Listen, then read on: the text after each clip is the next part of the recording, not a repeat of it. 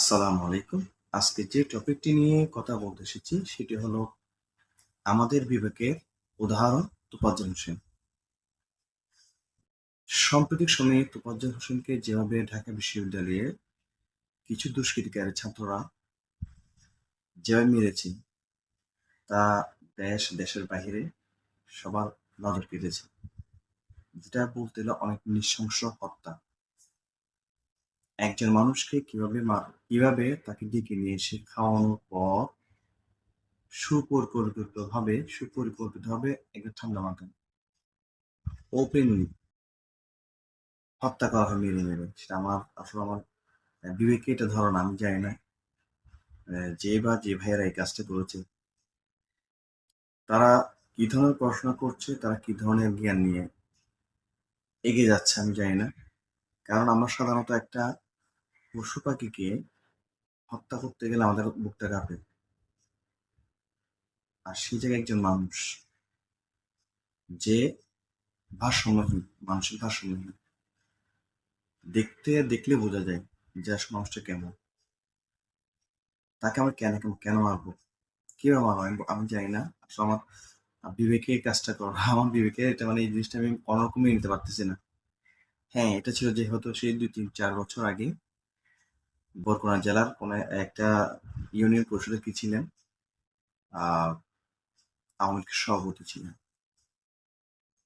যে দলের সভাপতি থাকুক, আমার কথা হচ্ছে যেহেতু আমরা সবাই একটা কথা বলতে এসেছি, স্বাধীন দেশে, গণতন্ত্রে দেশে আইনের শাসন অবশ্যই প্রতিষ্ঠিত করতেই হবে। আর এই আইনের শাসন প্রতিষ্ঠা করার জন্য আমাদের ছাত্ররা যারা আত্মদান করেছে, যারা মাঠে ছিল, তারা যদি আইন বিরোধী কাজ করে, সেখানে সাধারণ জনগণ কাদের কাছে যাবে? যদি কারো কোনো ক্ষতি করে থাকতো, তাহলে আমরা তাকে অবশ্যই কি করতাম? বর্তমান অন্তর্বর্তী অন্তর্বর্তীকালীন সরকারের অধীনে বিভিন্ন থানায় অথবা যেখানে হোক, আমাদের তাকে পাঠিয়ে দিতাম। তার বিরুদ্ধে সুস্পষ্ট অভিযোগ নিয়ে তাকে কি করতাম? আমরা মামলা দিতাম। তাহলে অবশ্যই আমরা বর্তমান সরকার অধীনে সুষ্ঠু বিচার পেতাম ইনশাল্লাহ। কিন্তু আইন থাকা সত্ত্বেও একজন মানুষকে এভাবে নিয়ে নৃশংসভাবে হত্যা করা, তার মধ্যে অনেকে ভিডিও করছেন। আমার মাথায় যারা ভিডিও করছেন, ভিডিও করা হয়তো ভাইরাল করার জন্য, হয়তো ভাইরাল হওয়ার জন্য, তারা কেমন মানুষ? আর যারা তাকে মেরেছেন, তারা কেমন মানুষ? আপনাদের মনে কি কোনো মনুষ্যত্ব বলতে কিছু একটা আছে? আপনারা এই দেশটাকে এগিয়ে নিয়ে যাওয়ার জন্য সেই বিদ্যাপীঠ থেকে আন্দোলন শুরু করেছেন। আমি সবার কথা বলছি না, যারা করছে তাদের কথা বলছি। সব ছাত্র কথা বলবো আপনি। আর যারা করছে তারা দুষ্কৃতিকারী। যারা করেছেন আপনি, আপনারা যদি এটা করে থাকেন, তারা সাধারণ মানুষ কার কাছে যাবে? একজন মানুষের জীবন নিয়ে তো আমরা কখনো কিন্তু খেলতে পারি না। একজন মানুষকে আপনি মারলে সেটা হয়তো ওষুধ দিয়ে সারানো যায়। কিন্তু একটা মানুষের জীবন নিয়ে ফেলে সেটাকে আপনি যত চেষ্টা করেন, পৃথিবীর যত শক্তির চেষ্টা করেন, তাকে আর জীবন দিতে পারবেন? সে যেমন হোক, সে পাগল হোক, সে মানসিক ভারসাম্যহীন হোক, যেভাবে হোক, তাকে আমরা কিভাবে মারতে পারি? দেখেন, এই যে একটা রেওয়াজ, এটা আমাদের ভারত উপমহাদেশের মধ্যে সবচেয়ে বেশি। বিশেষ করে বাংলাদেশ, ভারত, পাকিস্তানের মধ্যে। এই রেওয়াজটাতে বেশি যে কি আমরা যেকোনো কাউকে সামান্য কোনো উছিলে নিয়ে, কোনো একটা সমস্যা নিয়ে আমার জীবনে একজন মানুষকে মানে কি করে ফেলতে পারি? মেরে ফেলতে পারি। এই যে আমাদের চিন্তা চেতনায়, আমাদের মনোনিবেশে এরকম একটা কি আ পরিবেশ সৃষ্টি হয়েছে, এগুলো আমাদের বেরিয়ে আসতে হবে। আপনি তাকে সুবিবেচক ব্যক্তি বলতে পারেন, তাকে আপনি সম্মান করতে পারেন, দেশের সবচেয়ে সমাজের ব্যক্তি হিসেবে তুলে ধরতে পারেন, আপনার এলাকার সবচেয়ে প্রিয়তম ব্যক্তি ধরতে পারেন, যার কাছে কোনো ব্যক্তির সম্পর্কে যখন বলা হবে যে অমুক ব্যক্তি এই অপরাধটা করেছে, তাকে আমরা কি করতে যাচ্ছি? শাস্তি যাচ্ছি। আর যাকে এই বিচারটা দিবেন, সে বিচারকের উচিত যে একজনের কথা শুনে কখনো কোনো ব্যক্তির উপর কি না করা, হামলা, মামলা কিছু না করা।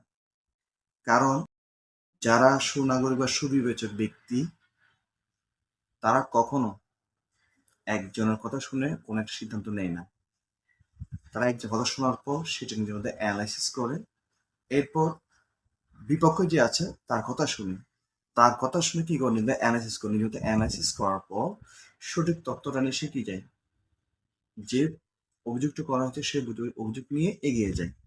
এই যে একটা উভয় পক্ষের কথা শুনে একটা সঠিক একটা সিদ্ধান্ত নেওয়া, এই বিষয়টা আমাদের দেশের মধ্যে নেই। আমরা কেউ যদি বলে ওকে মার মার মার, এরকম আমরা সবাই মারতে যাই, কিন্তু কেন মারবো? যে মারতে বলেছে তার কথা শুনে আমি মারতে যাবো, তাই কেন? সে কি আমার কোনো অপরাধ করেছে? বা তার যখন সুস্পষ্ট কোনো প্রমাণ আছে? সে তেমন বাঘ নয়, আবার ভাল্লুকও নয়। বাঘ ভাল্লুক হলে হতে সে আহ, মানুষের এলাকায় চলে আসছে, হয়তো কার ক্ষতি করতে পারে। সেক্ষেত্রে তো আমরা অন্য একটা বাঘ ভাল্লুক হত্যা করতে পারি না, বরং তাকে আটকানোর জন্য বিভিন্ন ব্যবস্থা করে তাকে কি সেফটিতে নিয়ে যাওয়ার চেষ্টা করি, যাতে আমি নিজের সেফ থাকি। কিন্তু যে ঘটনাটা ঘটেছে এটা খুব মর্মাহত, খুব মর্মান্তিক।